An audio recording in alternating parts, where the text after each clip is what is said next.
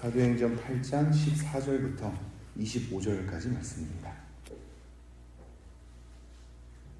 예루살렘에 있는 사도들이 사마리아도 하나님의 말씀을 받았다 함을 듣고 베드로와 요한을 보내매 그들이 내려가서 그들을 위하여 성령 받기를 기도하니 이는 아직 한 사람에게도 성령 내리신 일이 없고 오직 주 예수의 이름으로 세례만 받을 뿐이더라. 이에 두 사도가 그들에게 안수함에 성령을 받는지라. 시몬이 사도들의 안수로 성령 받는 것을 보고 돈을 들여 이르되 이 권능을 내게도 주어 누구든지 내가 안수하는 사람은 성령을 받게 하여 주소서 하니 베드로가 이르되 내가 하나님의 선물을 돈 주고 살 줄로 생각하였으니 내 은과 내가 함께 망할지어다. 하나님 앞에서 내 마음이 바르지 못하니 이 도에는 내가 관계도 없고 분깃될 것도 없느니라. 그러므로 너의 이 악함을 회개하고 주께 기도하라. 혹 마음에 품은 것을 사하여 주시리라.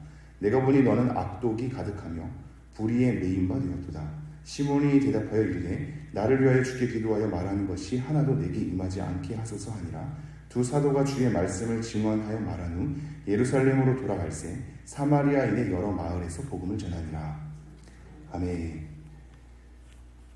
지금 핍박을 통하여서 흩어졌던 유대인들이 복음을 전하는 것으로 하나님께서 일하시는 것을 우리가 보게 되었습니다. 그리고 어제 본문에서는 그렇게 복음을 전할 새 수많은 사람들이 따르게 된단 말이죠. 이 따르게 된 것에 대한 위치가 사마리아였습니다. 사마리아 가운데 복음을 전하게 된 상황 속에서 많은 사람들이 따르게 된단 말이죠. 근데 따르는 이유가 무엇인지를 어제 좀 보았습니다.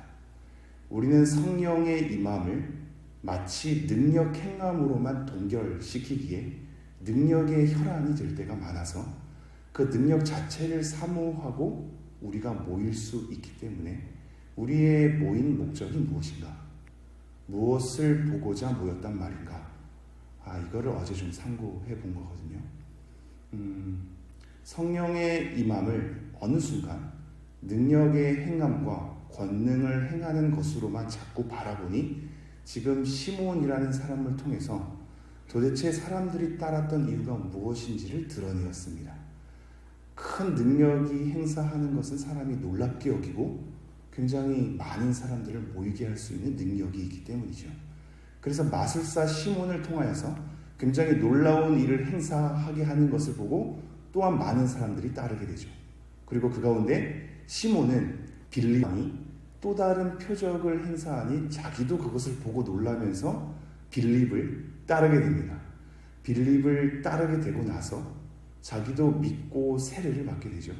그리고 나서 어떠한 일이 일어나는지가 오늘 본문입니다. 네, 여러분 이게 새벽에 다루기에는 사실상 사도행전 8장은 굉장히 생각을 많이 할 본문입니다. 이 학자들마저도 굉장히 큰 이견이 교단들 속에서도 굉장히 큰 이견이 존재하는 본문입니다. 그게 어떠한 측면인지 잠시 한번 얼핏 보면서 우리가 이 본문을 대하도록 하죠. 14절 제가 읽겠습니다. 예루살렘에 있는 사도들이 사마리아도 하나님의 말씀을 받았다 함을 듣고 베드로와 요한을 보내매. 지금 13절에서 시몬도 믿고 세례를 받았다고 하죠. 이것이 진짜 구원받은 믿음인지에 대해선 오늘 본문에서 드러나게 될 것입니다. 그도 따르게 됩니다. 빌립을 계속 따르면서 표적과 큰 능력을 보고 놀라니라로 13절이 마무리되고 있는데 이러한 일들이 이제 소문이 난 거죠. 그래서 예루살렘에 있는 사도들에게도 전해졌습니다. 그래서 14절에 어떻게 얘기하고 있냐면 예루살렘에 있는 사도들이 사마리아도 하나님의 말씀을 받았다 함을 듣게 되죠. 무엇을 받았다고요? 하나님의 말씀. 이게 어제 능력의 행사 가운데 그 중심이 하나님의 나라와 예수 그리스도를 전하는 빌립 편에 있는가? 아니면 그 능력 자체를 통하여서 내가 더 크게 보이게 하는 시몬의 의도에 있는가? 같은 능력이라 할지라도 그 중심이 하나님 나라와 예수 그리스도에 있는가? 내가 더 높아지는 것에 있는가로 우리가 좀 살펴봤는데 오늘 다시 한번 강조하는 건 하나님의 말씀을 받았다는 것으로 사도들이 움직이거든요. 그리고 나서 누구를 보내냐면 베드로와 요한을 보냅니다. 사마리아에 말이죠. 이게 되게 재밌는 본문입니다. 왜 베드로와 요한을 보냈을까? 또 생각해야 되는데, 요한은 예수님께서 사마리아 지역에 복음을 전할 때 사람들이 그것을 받아들이지 않게 되는 것을 보게 되거든요. 그래서 요한이 무슨 발언을 하냐면, 하늘에서 불이 내려와서 사마리아를 사르게 하길 원합니다, 이렇게 얘기합니다. 한마디로 사마리아에 대해서 원래도 적대적이었던 유대인들인데, 특별히 요한은 그 성정을 드러낸 적도 있죠. 근데 그 요한을 사마리아에 보냅니다. 하나 더 생각해 보건대, 왜 사도들을 보냈을까요? 이게 흔치 않은 일이거든요.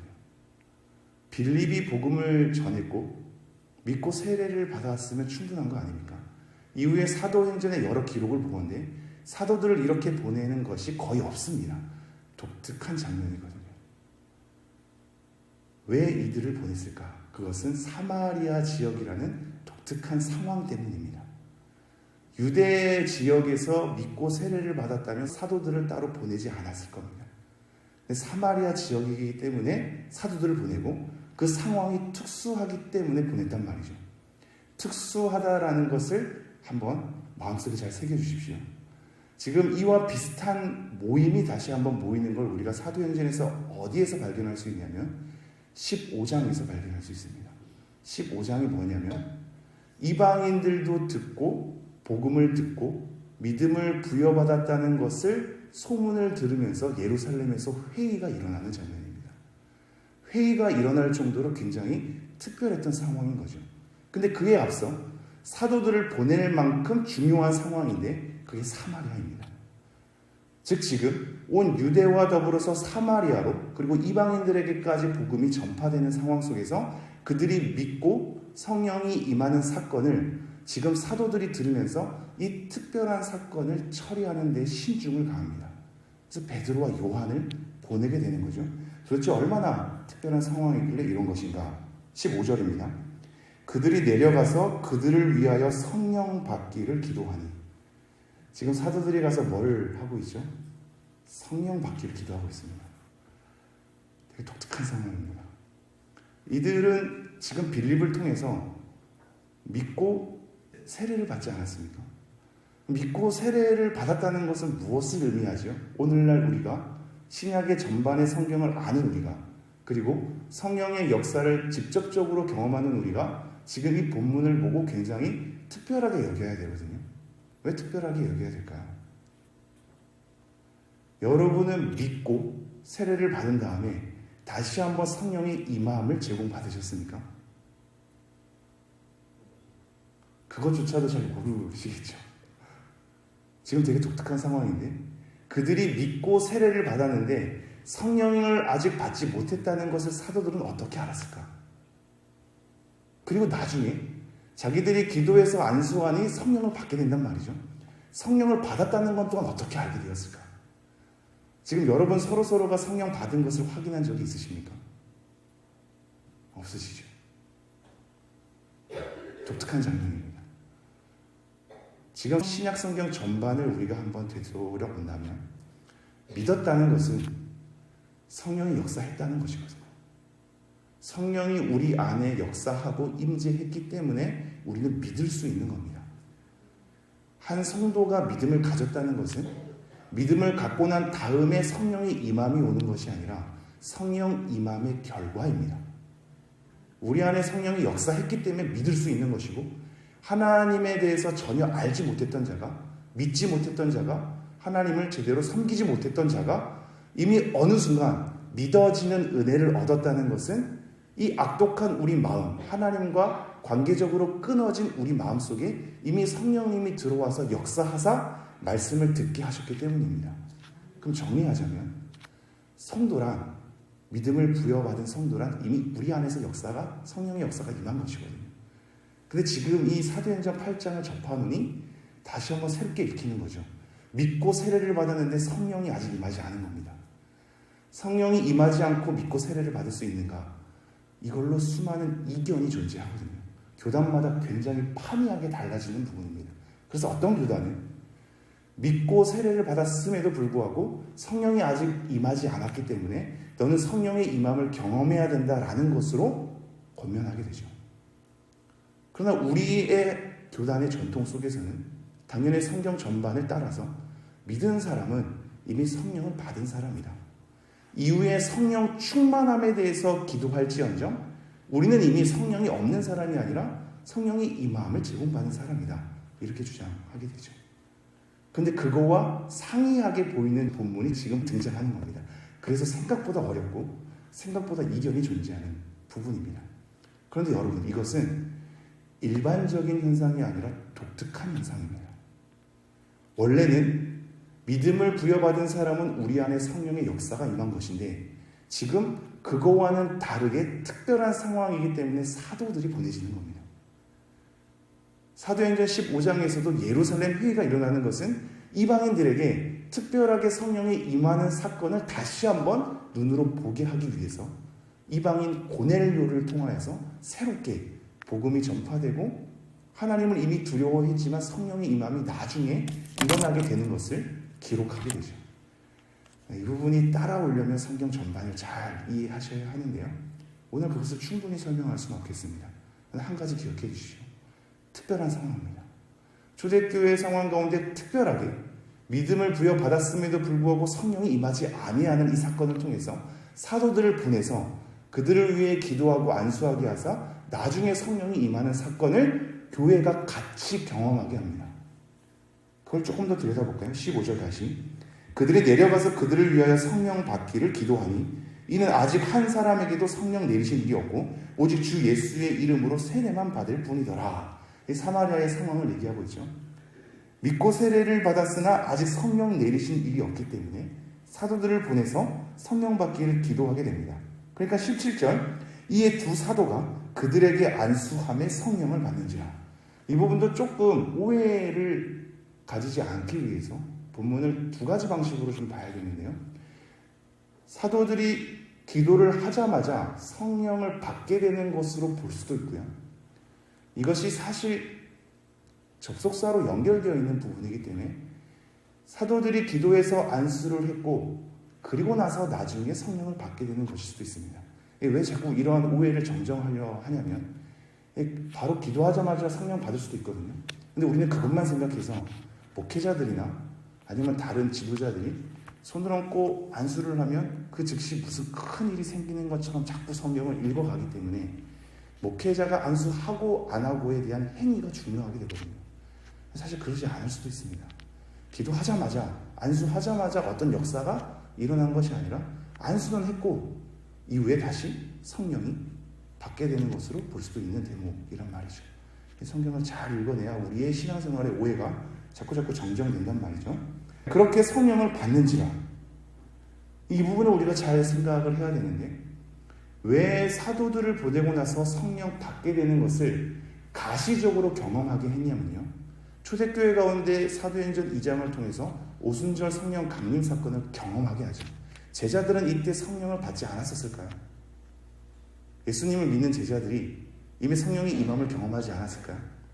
그렇지 않단 말이죠. 이때부터 제자들이 성령을 받게 된 것이 아니라 이미 예수님을 믿고 따르는 그 순간부터 믿음이 연약하나 그것도 믿음이기에 그 안에 성령이 역사했단 말입니다.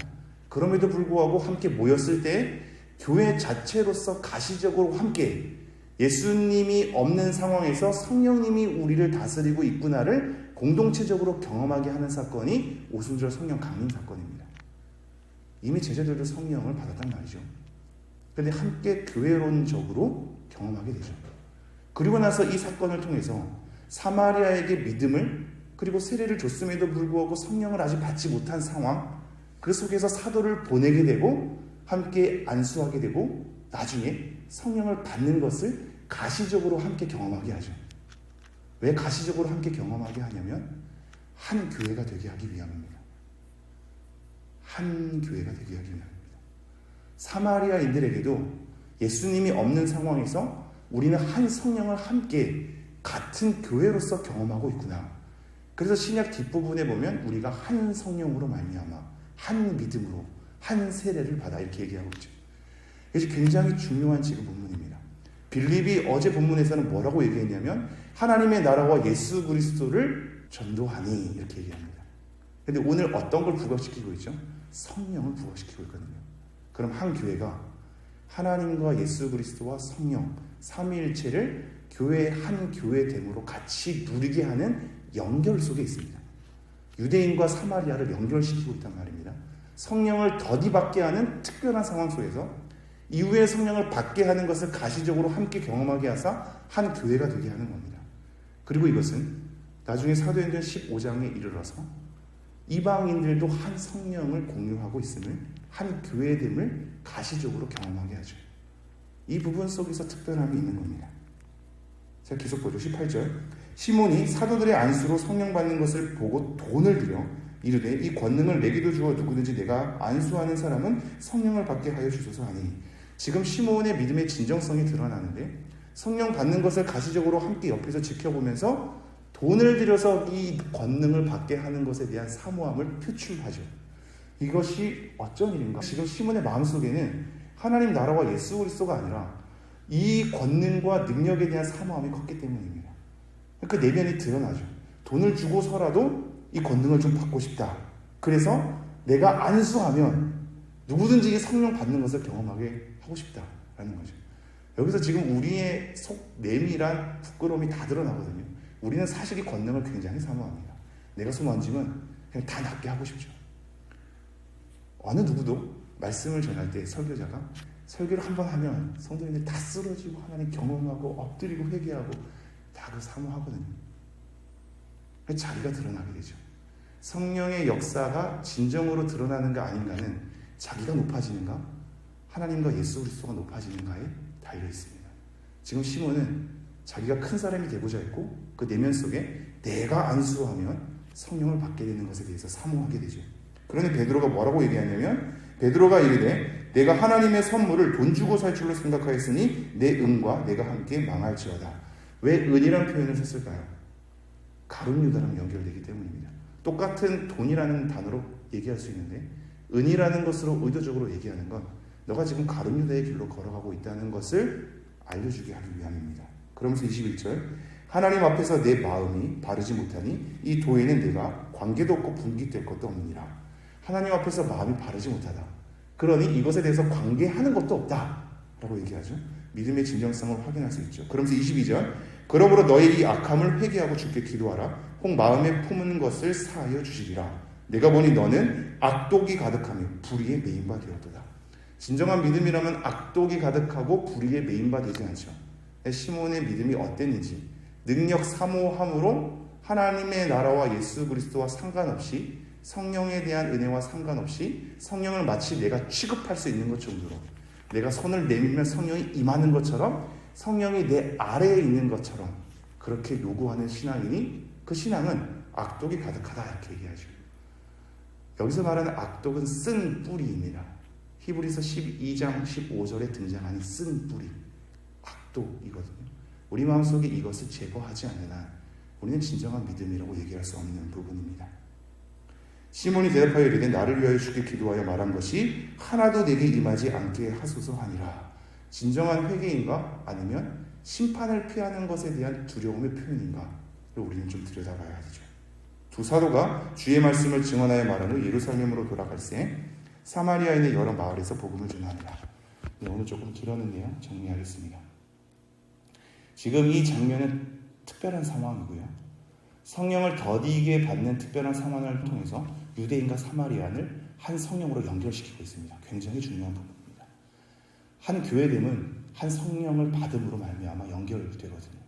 그래서 하나님 나라와 예수 그리스도를 전파하는 빌립의 가르침에 이어서 사도들을 통하여서 성령을 받게 함으로 한 교회됨을 연결시킵니다.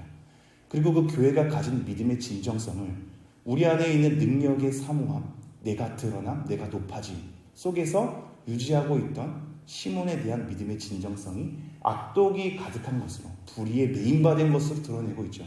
우리의 믿음은 어디에 있는가? 그 내용은 무엇으로 확인할 수 있는가?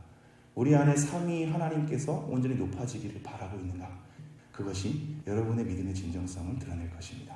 바로 어건데 우리의 믿음이 정말로 성경의 증언과 동일하게 한 성령을 공유한 사람으로서 한 하나님을 같이 높이며 참여할 수 있는 신앙이 되기를 소망합니다. 기도하겠습니다.